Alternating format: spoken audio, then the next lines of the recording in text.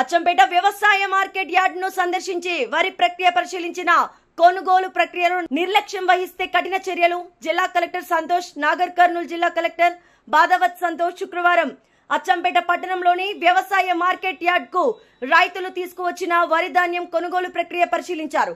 అకాల వర్షాలు కురుస్తున్న నేపథ్యంలో మార్కెట్ లో అధికారులు తీసుకుంటున్న జాగ్రత్తలను కలెక్టర్ పరిశీలించారు. అట్లా కాదు, ఈడ ప్రజెంట్ తీసుకోవాల్సిన అట్లా కాదన్నా. ఇప్పుడు ఇక్కడ జోకిన ఎన్ని ఉన్నాయి సార్?